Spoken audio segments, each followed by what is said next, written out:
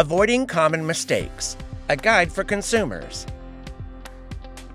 It is important for California consumers to know how to avoid common mistakes when hiring an architect and embarking on a new project. This video from the California Architects Board will serve as a guide for a smooth and productive journey. Did you know? Did you know the practice of architecture is governed by the Architects Practice Act? All licensed architects should have knowledge of the rules and regulations contained in the Act.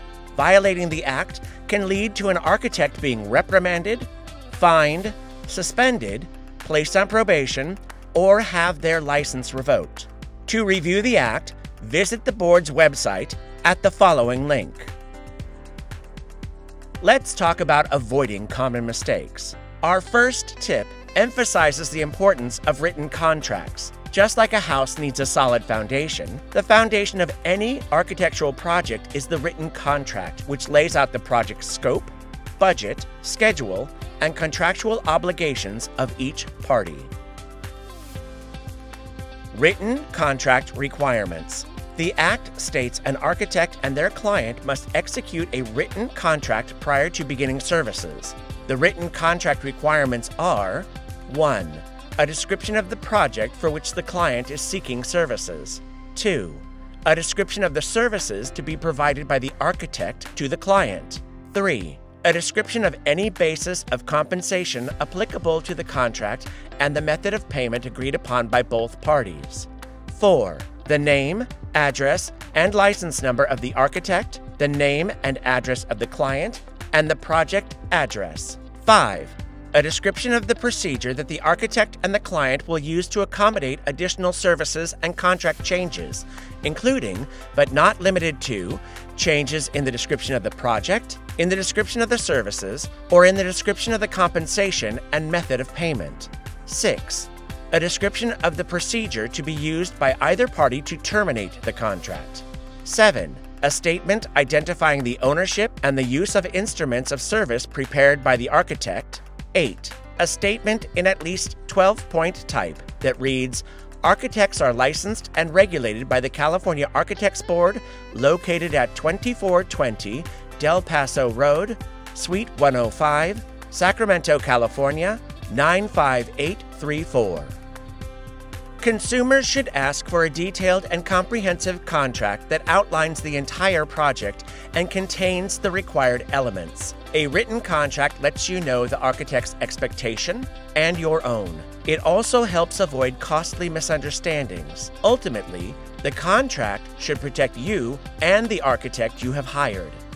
Of course, no journey is without challenges. The key is to have a written contract that establishes how to deal with a challenge if one arises. Let's examine the consequences if no written contract is established. Written contract. Our first case study involves an architect hired by relatives. The architect claimed a written contract was not necessary because they were family. As the project progressed, disputes arose regarding project scope, timelines, and fees. The absence of a clear contract left both parties in a vulnerable position. The clients were left with a fully graded pad of land that they could not afford to build on. The architect was issued a citation, which included a $5,000 fine for his failure to execute a written contract. Case study number 2. Written contract, willful misconduct. Let's look at our second case study. A consumer hired an architect for their home that was damaged in an earthquake. The architect did not execute a written contract with the consumer, failed to detect and report the condition of a damaged masonry fireplace, and also filed a mechanic's lien against the consumer. The architect's actions constituted willful misconduct, aggravated by his failure to execute a written contract. The board disciplined the architect and revoked his license. In both cases, the lack of an executed written contract left both parties unprotected when issues arose. An executed written contract gives the consumer a clear understanding of the agreement terms and how to resolve conflicts. Case study number 3.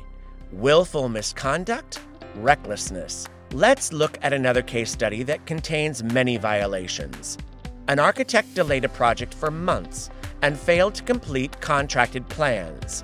In preparation for construction, the architect recommended demolishing the client's existing home. Following demolition, the clients were unable to get a construction permit due to the architect not completing the construction documents. The clients had to rent a different home for 3 years until construction was complete. They also had to hire another designer to complete the project. The first architect refused to release his drawings unless paid an additional $35,000. He later increased the amount to $65,000. The architect's actions constituted the following: incompetence, willful misconduct, and recklessness. This caused the clients great financial harm. The board later disciplined the architect and revoked his license. Unlicensed advertising and practice. Be aware of the dangers of hiring a person who is not licensed. Only licensees have the proper education, experience, and skill to design certain projects. Always remember to check if the person you are seeking services from has a license. Ensure that the license is in good standing before entering into a contract with them.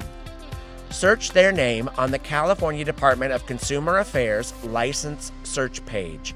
The page is accessible at the following link. Case study number 6: Unlicensed practice and misrepresentation. Let's look at a case involving unlicensed practice and misrepresentation. A person who was not licensed in California, though he was licensed in other states, represented himself as an architect. He entered a contract to provide services at a commercial Napa winery and allegedly created a stamp with his name, a fake California architect's license number, and renewal date, which he applied to project plans. To legitimize himself, he created a fake partnership with a real, unrelated California licensed architect. His actions constituted an egregious misrepresentation of himself as an architect, put a $1 million project in jeopardy, and resulted in the board issuing him a citation, which included a $20,000 fine. Enforcement actions. Did you know you can check if the person you are working with has been disciplined by the board before hiring for a project? You can visit the board's enforcement actions page at the following link. Conclusion. Before hiring an architect for your next project, always verify a license. Remember, having a written contract protects you, the consumer. We hope this video will serve as a reminder to better protect yourself. Questions or complaints? If you feel you've received unprofessional services or you would like to report a concern, do not hesitate to contact the board with any questions or file a complaint with the board.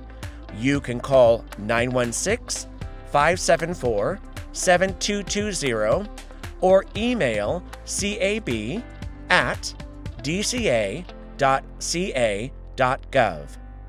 For additional resources, visit the board's website and click on the Consumers tab.